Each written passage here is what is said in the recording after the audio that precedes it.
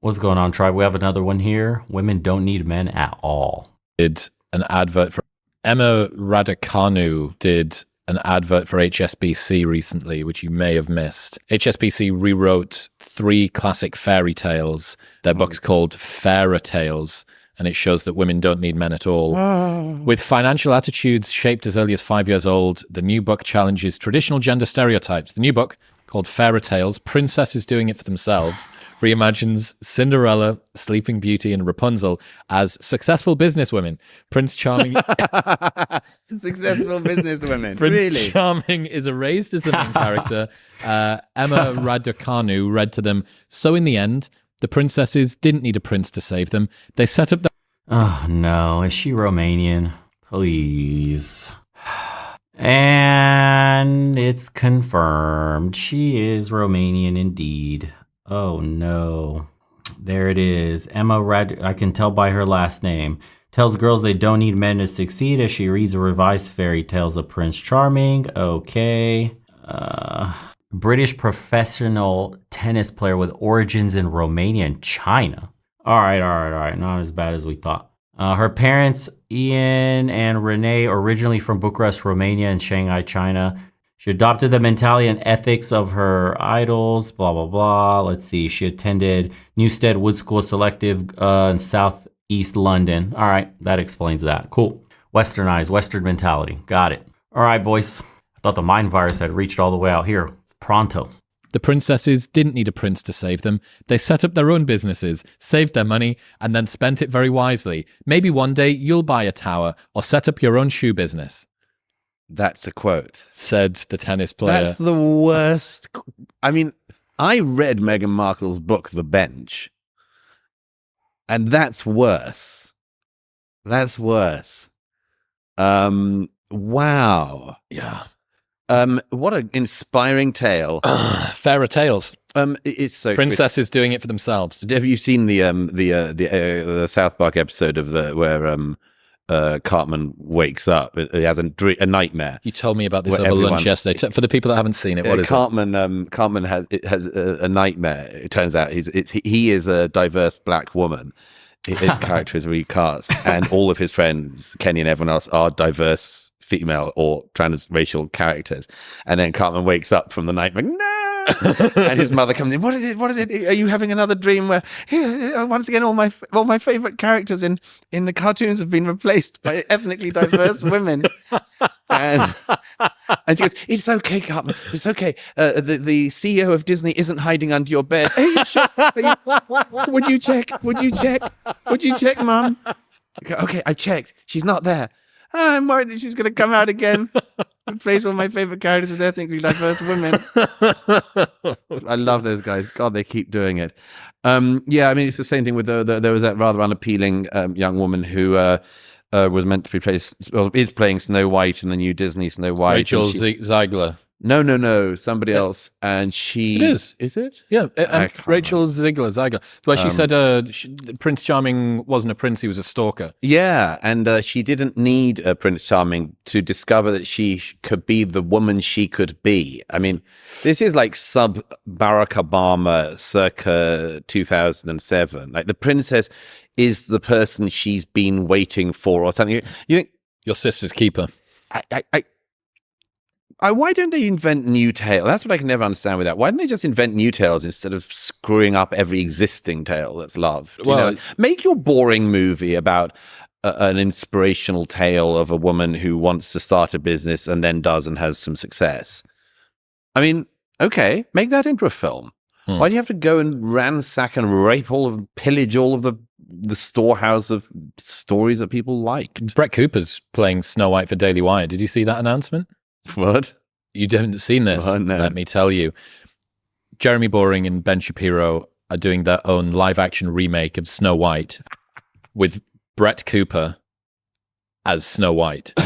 Because she's like West End trained, right? So she's a very well-trained, supposedly a very well-trained actor who can sing, apparently. It's like the triple threat, podcast, act, sing. Right.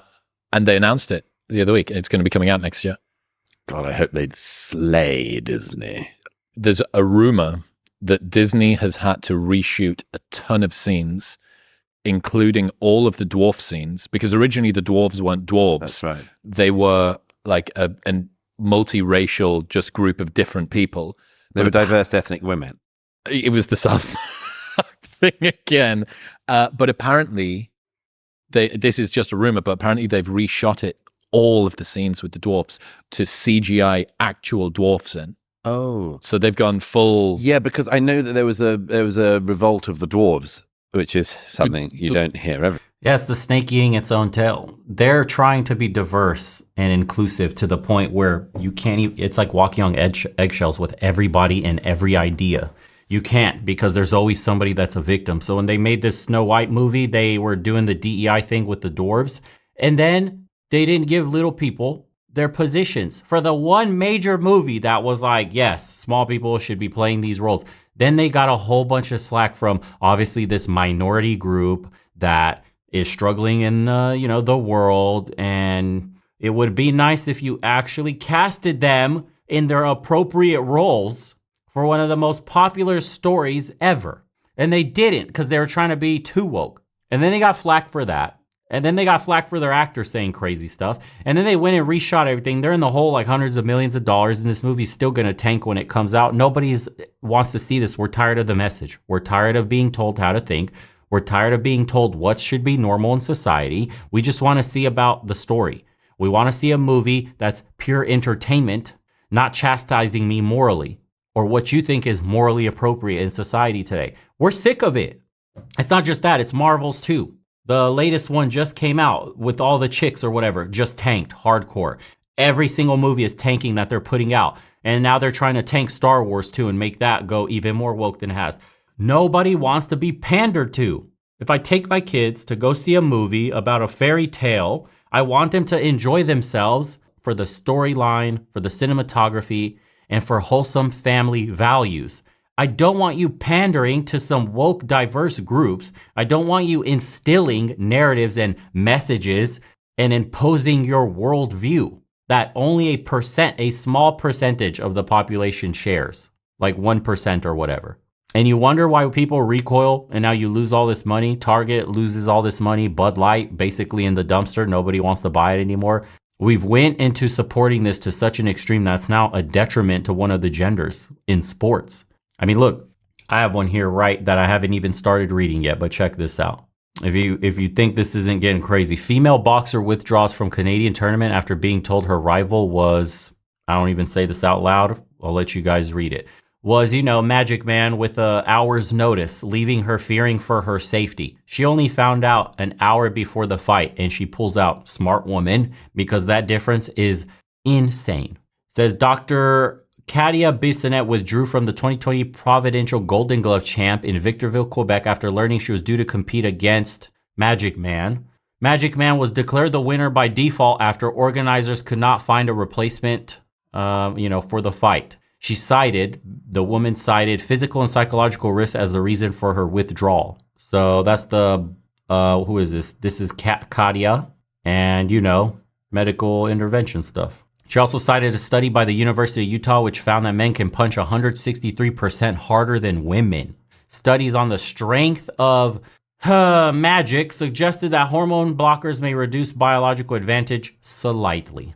According to Boxing Canada, special fighters' identity should not be disclosed if special stuff was undertaken before, a certain time to prevent discrimination. Says special person is originally from Australia and the history of this person is unknown. She claims that special person's file indicates 0 fights as a woman in Canada. For her part, Special has criticized Bissonnette for publicly outing the specialty rather than approaching her directly for a resolution. So you got to keep it secret and maybe subject a woman to potentially 163% punching power strength difference. We're talking about this is a physical full contact sport. This isn't like chess. This isn't tag. This is full contact, concussions, and potential death. So I'm not even going to get too much into this crap because we already know what's happening in the world, man. It's a clown show. Let's go back to this. Every day. No. There was a revolt of the dwarves because, of course, dwarf actors who have their equity cards are annoyed because there's not many dead cert jobs. Yeah, if you'd you're a have dwarf. presumed that there should have at least been 7. Yeah, Plus absolutely. plus a stunt actor, stunt dwarf.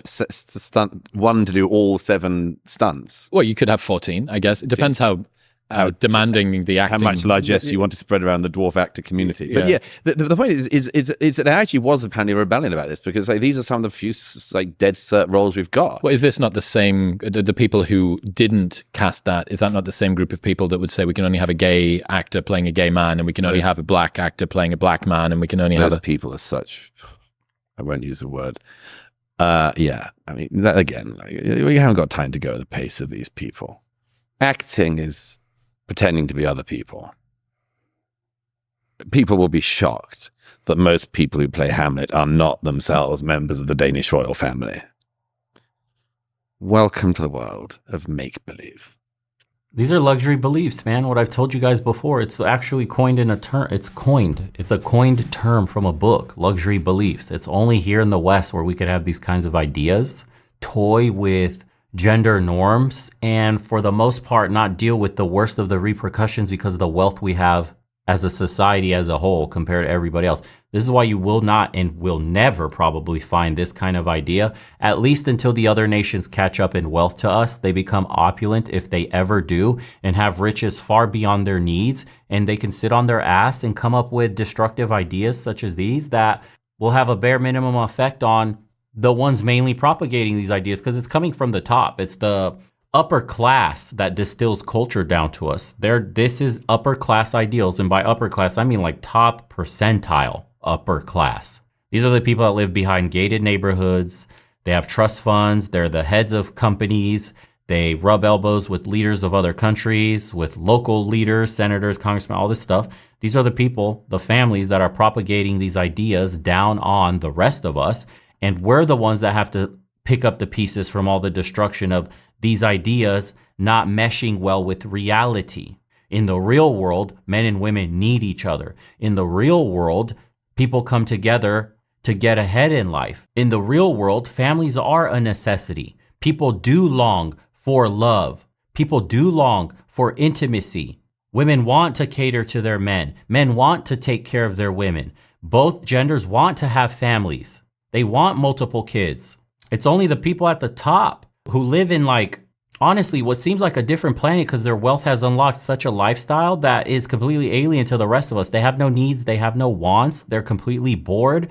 There's nothing for them left to do. They're not in survival mode. They live in excess. They have access to everything. Oftentimes I've met rich people and they're the most drug addicted, depressed, lost in life people that you'll ever meet, and they constantly virtue signal with one another through things like this, like social justice, virtue signaling culture shifts, because that's all they have left. They try to affect the rest of society by being morally superior, virtuous to us, because that's all they can really do, because they don't have to wake up every morning and fight for another day. They don't have to go to work, live paycheck to paycheck. They're not scrounging for pennies. They're not barely making a piggy bank. They're not struggling to feed their kids.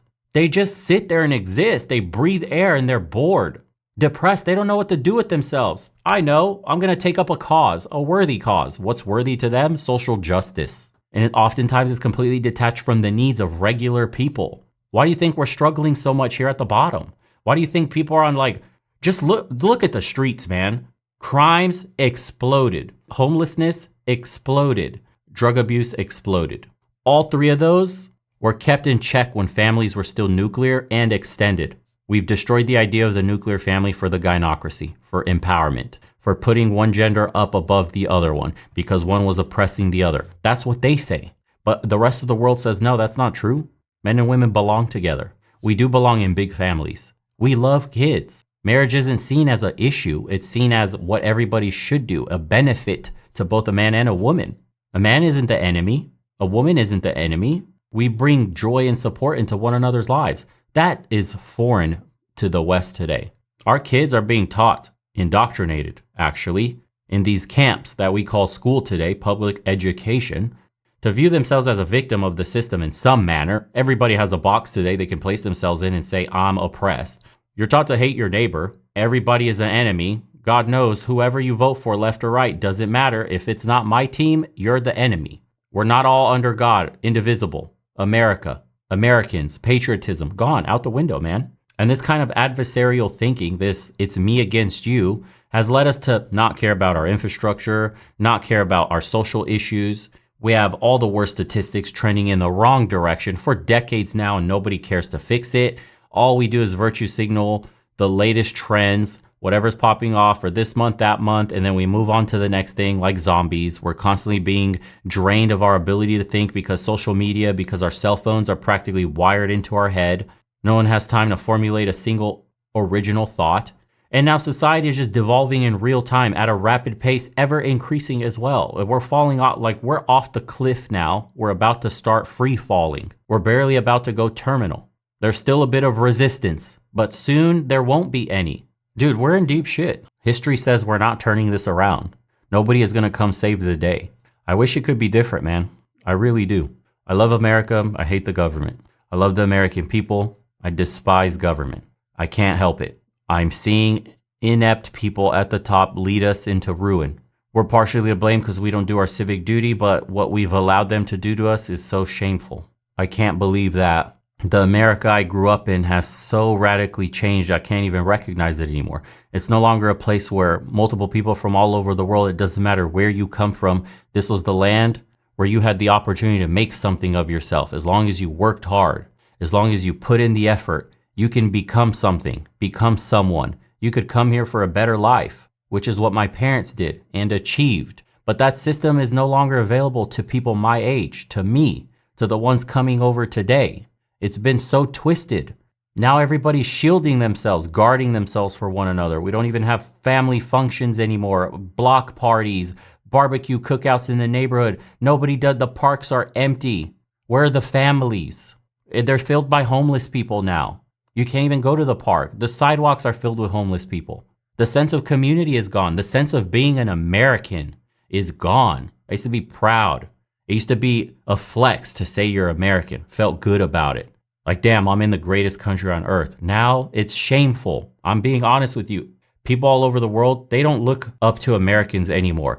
I heard multiple people that have been traveling through Romania that I've talked to say that they don't tell people they're American. They rather say they're Canadian. They rather say they're somewhere else. If they're like me, originally from somewhere else, they'll just claim that other country because they're ashamed of what America's become.